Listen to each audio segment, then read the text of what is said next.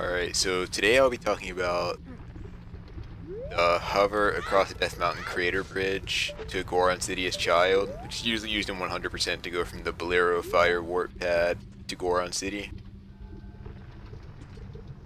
And I'll assume that you know the basics of hovering, like what hovering is, and how bomb physics work in this game, and why you would have to curve backflips and stuff like that.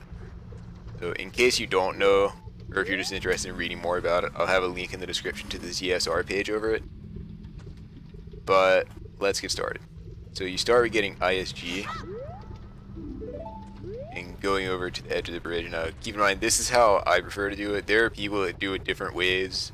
This is just the way that I find to be the easiest and most consistent. So you start by lining up straight with the other side. You pull out a bomb, and after 3 or 4 flashes, you throw it and then backflip onto it. And you should be about this high.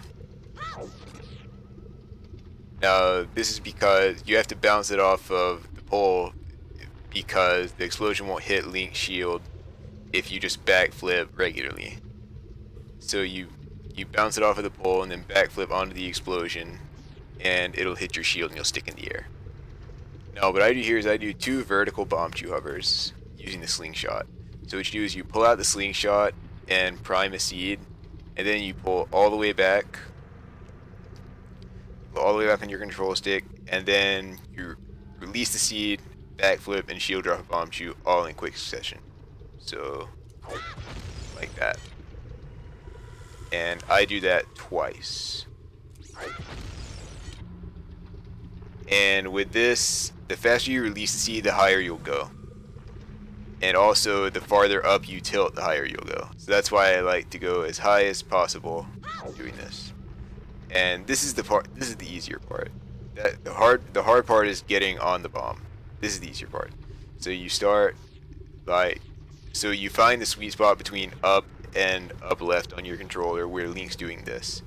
You're in this, you're too far, and you're not far enough here. You want him to be about this far, and pull out a bomb chew.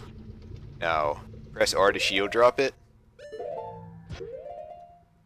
Right there. And you're going to backflip on this frame. Backflip straight back on this frame.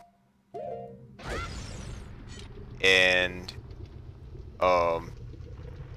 Link will stick in the air. And do the same thing again, except in the other direction. And same thing. And then just 1 backflip and you're over here.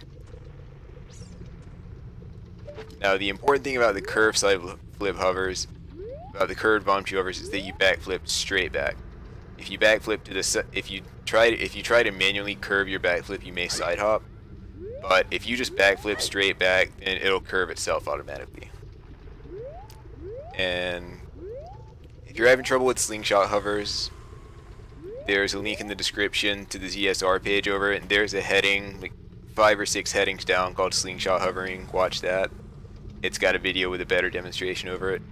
And if you have any questions, feel free to drop them in the comments, or drop by my stream, or shoot me a message on Twitter or something, and I'd be glad to answer any of your questions. Thanks for watching, and have a good day.